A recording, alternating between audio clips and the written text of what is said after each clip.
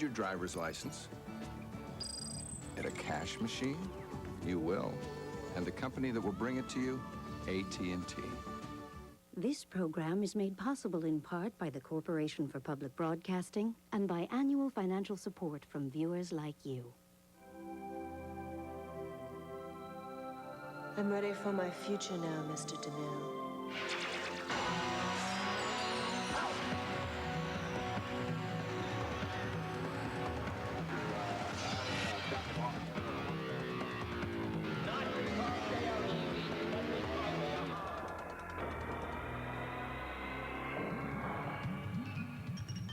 Buenos días. ¿Habla usted español?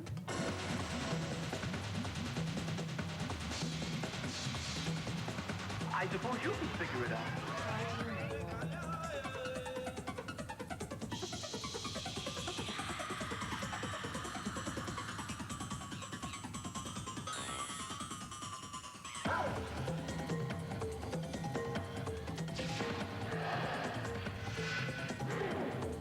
The future is where we will spend the rest of our lives.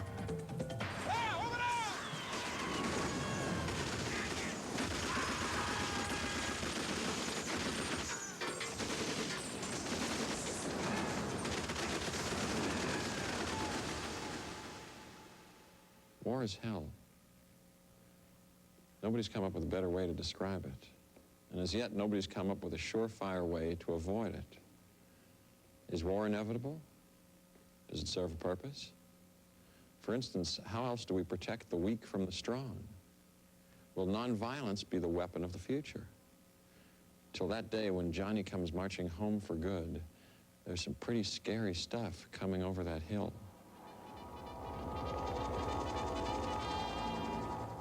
I think man's always going to have wars. It's the nature of the beast.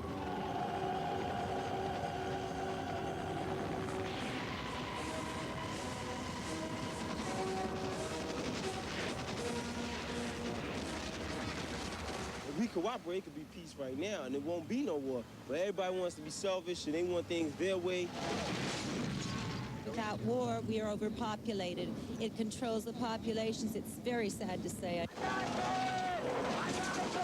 You know, the way two people meet on the street and one looks at the other one and, you know, they'll start to fight. It's the same thing with government. Terminate with extreme prejudice.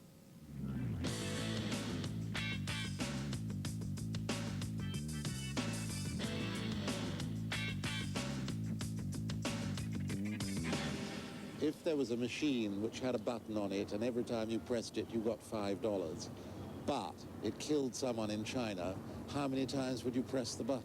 It's rather the same in modern war. If you don't see, what do you feel?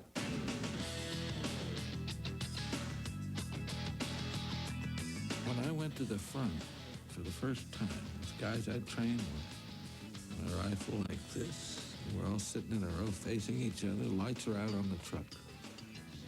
Truck's going very slowly through mud and everything. We're going to replace another division. That was the goddamnedest high. And it was worth it. I love the smell of napalm in the morning. It smells like victory. Is man born to kill? I don't believe man is biologically prone to violence. We have the potentiality for violence, but that's by no means the same thing. I threw a spear at Ingor. We tried to kill him. Ingor came to ask for our spears to defend his village. War-making and mass murder is an ancient human trait. I wouldn't even call it a human trait. It's an ancient primate trait. I wouldn't even call it an ancient primate trait. It's an ancient mammal trait that we have simply honed to a high efficiency.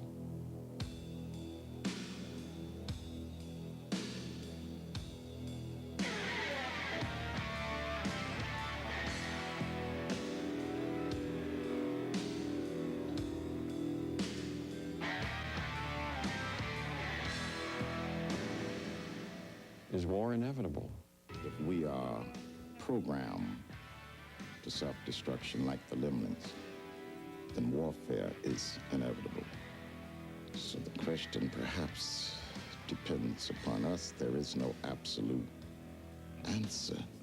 There's a great deal of evidence in history that people learn to control their use of violence. Indeed, we wouldn't be here if we didn't know how to do that. We are mammals. We need other people around us. And we do things cooperatively. We even fight our wars cooperatively. The thing that makes war so terrifying and so terrible is that it brings out the best in people as well as the worst, side by side. If you go into conflict and you haven't got a club and the other guy does, if you survive to the next day, you're going to get a club or you're crazy. And that has driven the technology of war ever since, all the way up to its dizzying heights.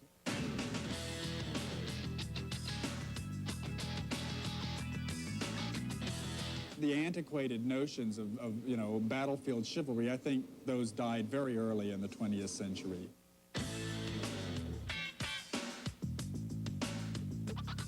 They died with the machine guns and the trenches, basically. I mean, it was clear then that no amount of, you know, courage in your beating heart or whatever is going to help you when you go over the top and one man mows down 50 in 45 seconds.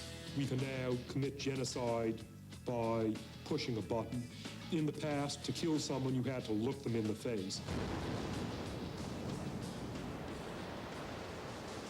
I think once you mention the atomic bomb, you have to start thinking about the end of war, not about the continuation of war. The atomic bomb is too dangerous to be loose in a lawless world. The prospect of war with atomic weapons is unthinkable, and so we now seriously have to wonder how to run the world without going to war. We have a massive nuclear capability. We can't use it because of the way people feel, and rightly so, about nuclear weapons. We have a massive conventional force capability, the kind we showed in the Persian Gulf War, and the casualties there were so horrific, even though they weren't American casualties. It has proved to the military and defense communities of the world that the globe is casualty averse.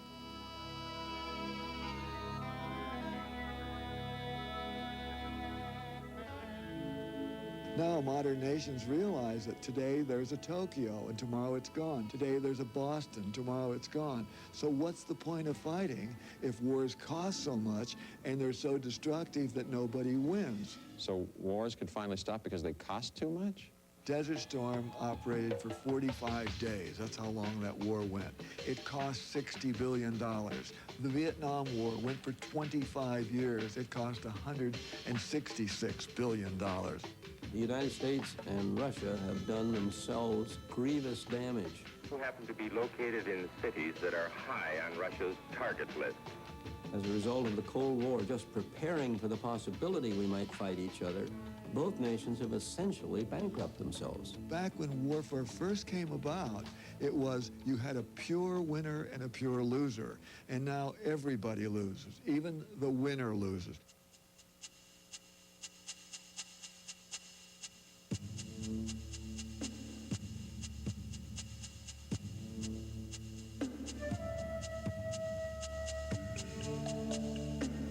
In 1989, when the Berlin Wall came down, it became clear to us that a new way of approaching conflict management was going to be necessary.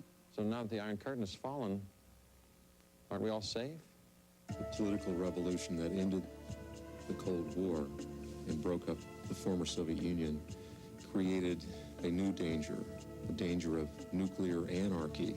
So the idea that we're out of the nuclear woods is patently false. For a half-century, we and the Russians worked to pent up the aggressions that were intertribal, that were interreligious, that were intercommunal, the border conflicts. All of these we held in abeyance for a half-century. Little nations are fragmenting and fragmenting and fragmenting again into nationalist and sub-nationalist and would-be pan-nationalist groups. These people have been waiting to get a chance to kill each other for thousands of years. If they want to throw rocks at each other, that may not be the world community's problem.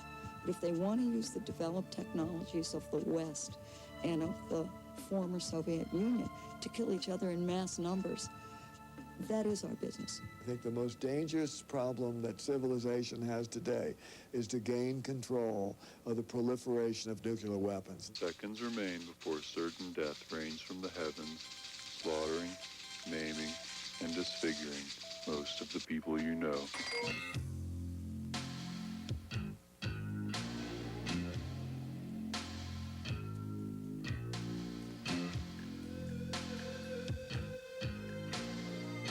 It's impossible to estimate the risk of nuclear weapons or fissile materials showing up on the black market, but it is clearly greater than it used to be. Conflict is evolving. You could make an argument that terrorism was the last major innovation in warfare.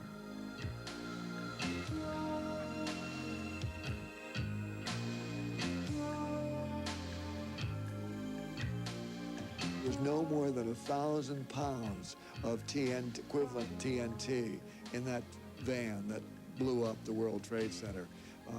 You could have a nuclear weapon that would have 10 times that destructive capability in a Samsonite suitcase.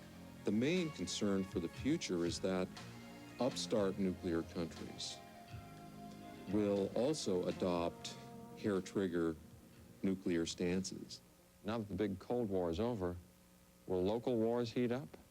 Bosnia and Rwanda probably alert us that modern warfare will be limited and unlimited. Limited to brush fires and flare-ups and small skirmishes, and unlimited in ferocity. There are no non-combatants, women, children, hospitals, Red Cross workers, everybody goes. Their weapons are concealment. Their weapons are mobility. Their weapons are surprise. They won't hold still while you come get them with these fancy cruise missiles and laser-guided bombs. This is war without guidelines, war without conscience, and war that will not limit itself without outside interference.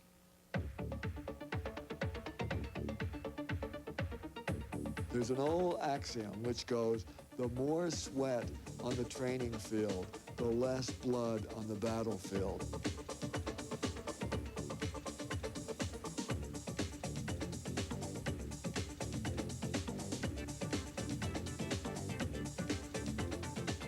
If you go in without having ever practiced before, it's like going in and doing anything without ever having practiced before. You, first and foremost, you don't really have the confidence that you're going to do well, and if you don't have the confidence, that is the first part of the formula for failure.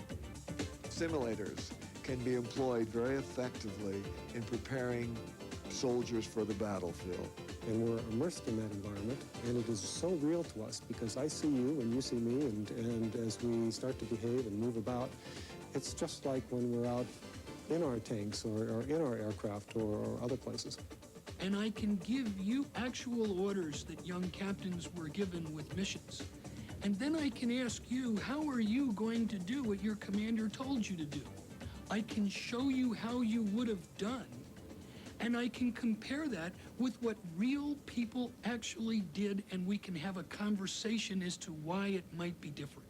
It's especially good for mock-ups of areas where you're not allowed to train, say downtown Baghdad. If you got a bunch of American guys in half-tracks zooming around downtown Baghdad, it's going to be pretty obvious to the locals that something's going on. However, you can train them surreptitiously in a virtual reality environment. Will our kids become virtual reality cyber warriors?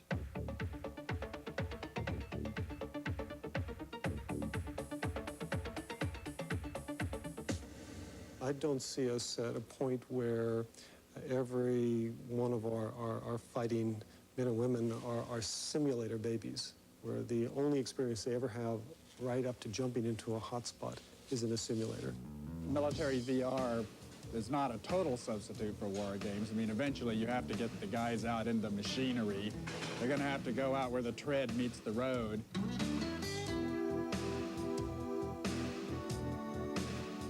That cannot replace actual training, man against man, airplane against airplane, piece of hardware, a tank against tank. But it'll certainly sharpen their skills and make them more proficient when they do become engaged in actual combat. Whoever uses that kind of training will be fielding an army entirely of veterans. They're going to be a lot better experienced. They're going to be people who have been killed in combat, probably 10 or 12 times. It is in that process that learning occurs, and it is that process that allows us to use technology to practice not only the science of warfighting, but the art of warfighting. So will future warfare become one colossal video game?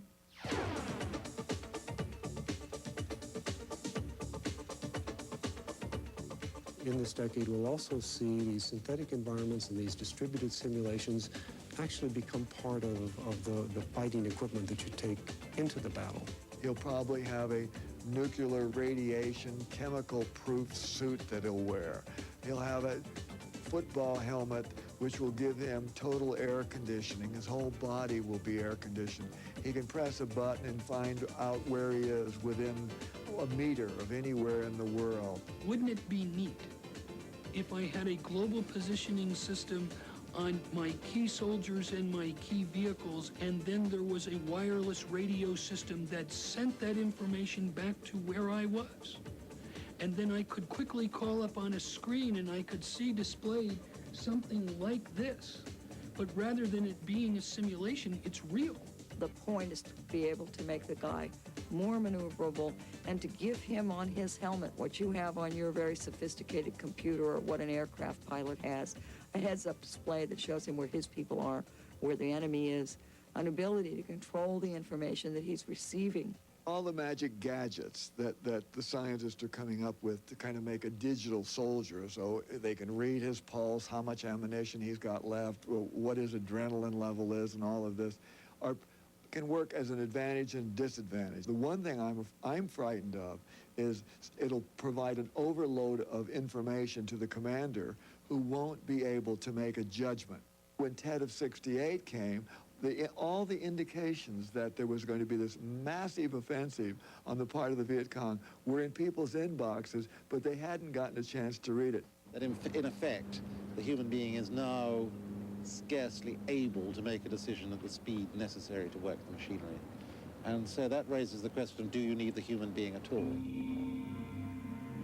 But on the other hand, if you hand warfare over to machines, then you've lost human control of warfare. And that's a nightmare. Maybe in the end, humankind will sit back in his cave and send his robots out to do the war. Well, I see more and more of that kind of mechanization in the future of war. And that will be at the same time when you're developing robots, there's somebody else, another laboratory saying, how do we neutralize the robots? So the machines get better, soldiers still pull the trigger, right? You can only go so far with a technological approach to war, and pretty soon you come back to human beings fighting in a miserable, destructive process, confused and afraid, and that's the kind of war we're looking at for the next century. Again and again, that technology is not the magic panacea to war. The answer to war will always be a guy on the ground taking that ground from the enemy and then holding on to it. Can war ever be bloodless? The soldier of the future will totally embrace with open arms a way of engaging an enemy without killing him.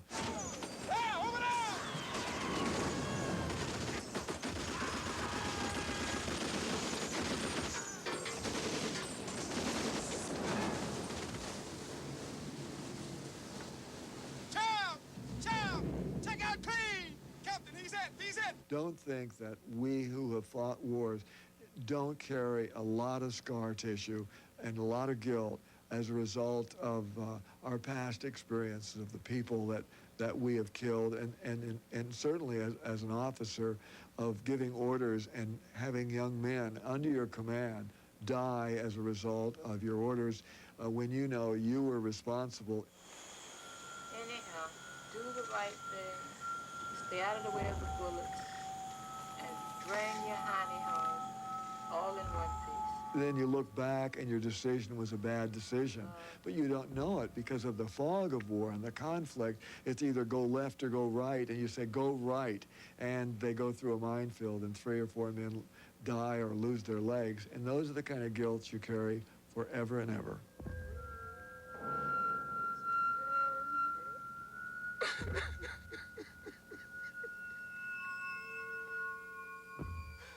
We are overpowered. We can't use the weapons that we have because they are too lethal.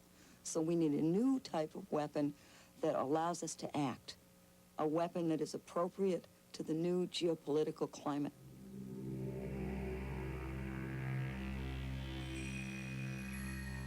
Non-lethal weaponry. I think that that's a very giant step in the future. For example, we saw the tragedy of Waco, but if they'd employed non-lethal weapons, they could have fired a gas substance over the compound that would have made everybody vomit, would have given everybody diarrhea. They wouldn't have wanted to fight because they would be so sick that they wouldn't be into fighting. We've never asked our defense community or the world's science community to give us weapons that don't kill. We've only asked for weapons that kill more effectively. Now we're asking for 2 kinds of weapons, weapons that stop other equipment and weapons that stop people without permanently damaging them. You've got this aerosol, it spews out, you know, and your arms, if you touch yourself, your arms are glued to your sides. I mean, basically it turns you into a super glued cocoon. We fry their electronics. We destroy their ability to target us. Chemical weapons that can melt all rubber, that can dehydrate all petrol. We also have acoustic technologies that would allow us to drive people out of bunkers or out of tunnels, to break up crowds. An ultrasound basically causes you to have instant diarrhea. Isotropic radiators to temporarily dazzle the guys so they can't see to come at me. Various kinds of incapacitating gas, nausea, hallucinogens, tear gas, blinding gases. Stinging substances that are acidic but wash off with water so that they're so physically uncomfortable, like lots of little bee stings, that they have to run away and take a shower. It's a lot cheaper for us to make a bridge slippery so that nobody can get across it than to have to blow it up. If we blow it up, it costs us the price of the missile, maybe $50,000, and the price of the bridge, when we have to rebuild it, maybe $1 million. So we're making their ears hurt, they can't see where they're going, they're stuck to the gates, they may be stuck to each other. Some of them are falling every time they get up. They're all seasick, dizzy, vomiting and going to the bathroom. Are they still a threat? The problem with these particular technologies is they're not very macho. You know, you're in the military, you want to hit them with the big stick, you know? You want to use overwhelming force and just crush them under the treads, you know? You don't really want to just grab a bunch of them. It has never been our intent to send out a squadron to be non-lethal. We think that's crazy, frankly. But to support them, to give them more options, more arrows in their quiver, is really the intent. There are a lot of wars, riots, genocides, nationalist movements between us and peace on earth. But we'll get there non-lethally. We will never get there lethally. So what big powers have realized, what modern developed nations realize, is one, you can't survive a war because of the destructive element, and you can't survive a war because of the total cost of the war, the financial cost. So war is obsolete. There's no room anymore for scorched earth warfare. We have to find a new way to project power when necessary, primarily so that we don't have to project power. We can do far more for maintaining a peaceful world community through aid, through trade, through social, economic, political interaction than we could ever do by threatening them with guns and bombs.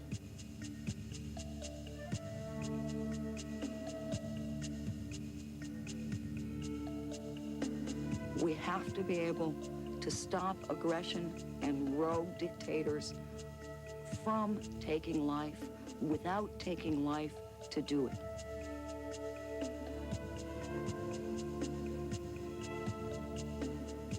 I think mankind will be able to wean itself off the habit of warfare, except for very special, necessary purposes. The gut kernel importance is that everybody's alive in the morning. If you don't like what happened yesterday, you're there to tell your side of the story. You're not dead. History is not written by the survivors anymore. History is written by everyone. Will we finally be able to give peace a chance in the future? Something to think about, because the future is where we will spend the rest of our lives.